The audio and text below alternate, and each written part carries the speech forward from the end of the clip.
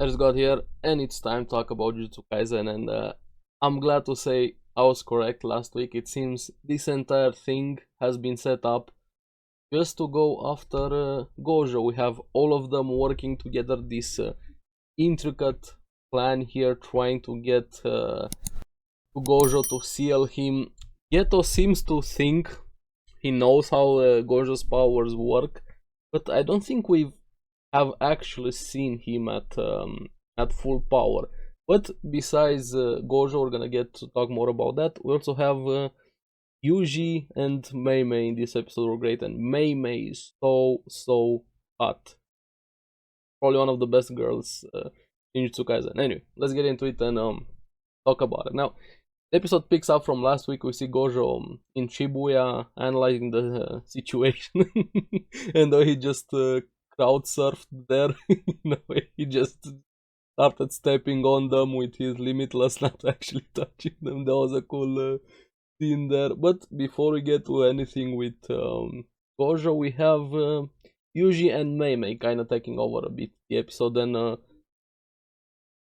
Ui, I think is Mei Mei's brother, cousin or something. I really hope she doesn't have a Shota thing. No, let me have a chance, even though at least it's in my imagination. Don't make Mei Mei be after Shota, please.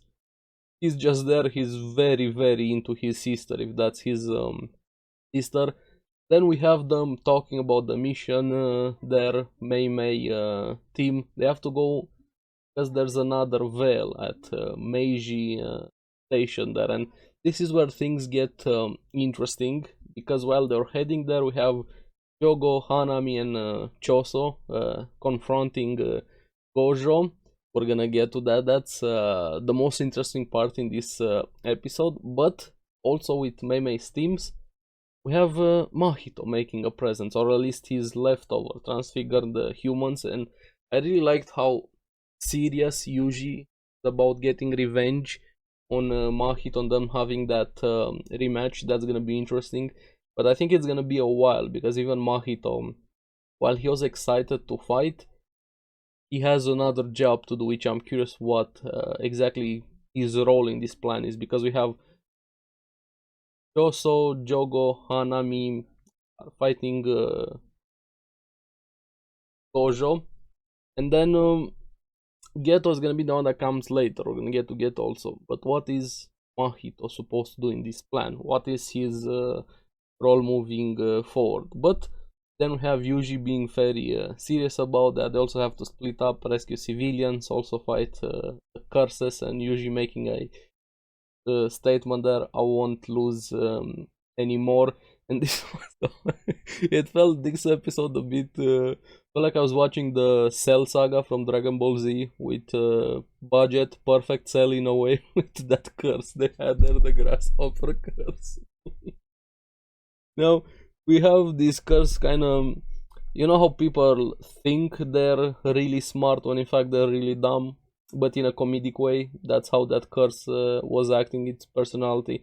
Didn't seem very well developed on the intelligent side, but also thought it was the smartest person curse thing in the room.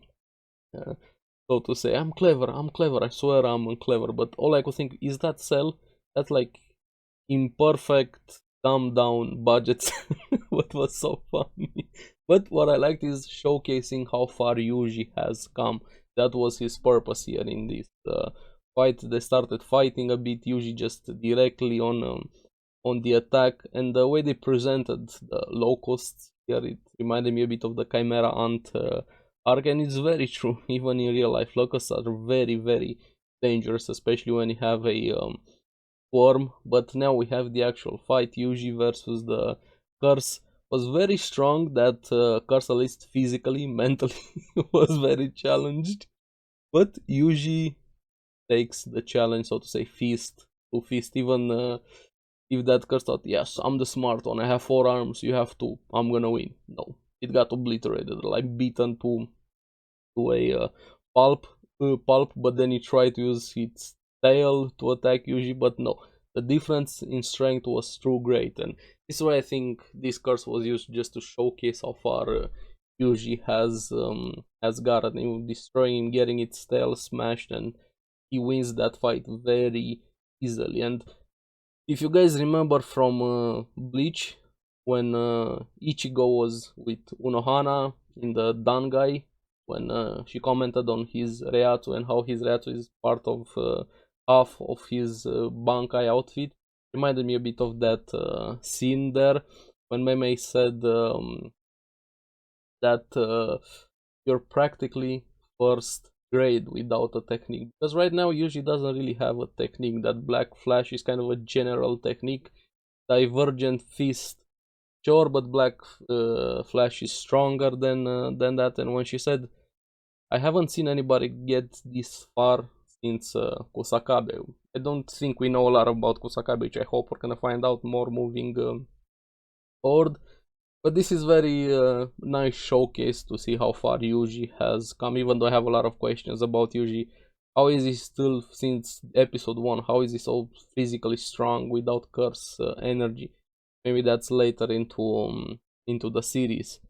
But then they find a very terrified woman, and from that one, Gojo takes over the episode with the fight versus the three curses. Now, this is where I see Geto has this master plan, trying to use everything, saying that Gojo can only use his full power when he's alone, which is a very good point. Having others around him kind of limits his powers, or at least you assume so. I don't know how true that is, but there seems to be something to it. So they plan to use the civilians. That's why they're there, the North Sorcerers, who slow him down, to keep him busy. They start attacking humans. It feels like this entire thing just set up for Gojo. Not feels, it actually is. But this is where Gojo, I really liked how calm he was. That smugness to him. That's why Gojo is my favorite character. He just casually deflected Choso's attack.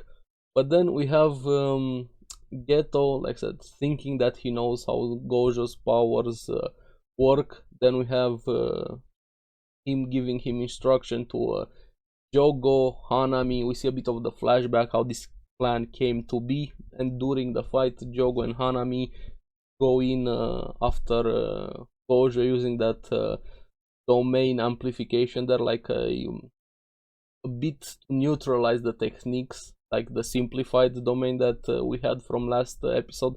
So that's why they wanted it to learn it there. Now they can hit Gojo, even he admitted that. They can cancel the techniques so they can hit him.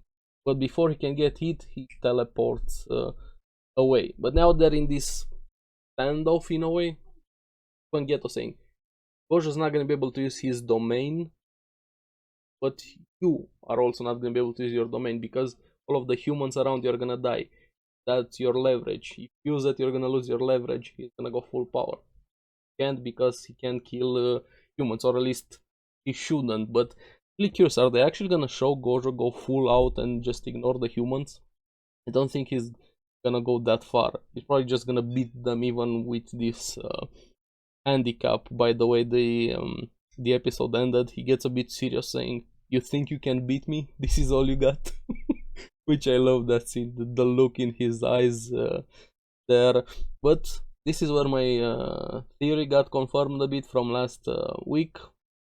Geto wants them to just delay Gojo for 20 minutes until he can come in with the prison realm that we found out about in season 1. So yeah, this is gonna be really interesting. This episode felt a bit like the setup, letting us know what's to come, what's going to happen here in this episode, setting up some fights, some things. There's something more happening besides just the Gojo thing. Also, what is Mahito's role?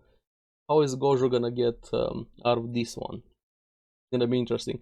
I don't think they're gonna end up sealing him. Gojo is just Gojo. But hey, you never know. Maybe there's some gimmick or something they're gonna be able to somehow get to him, but I wouldn't put my faith into that. I have my faith in Gojo. So yeah, let me know what you guys thought about this episode. It felt so fast. I was like watching it, I blinked, hey, it's over.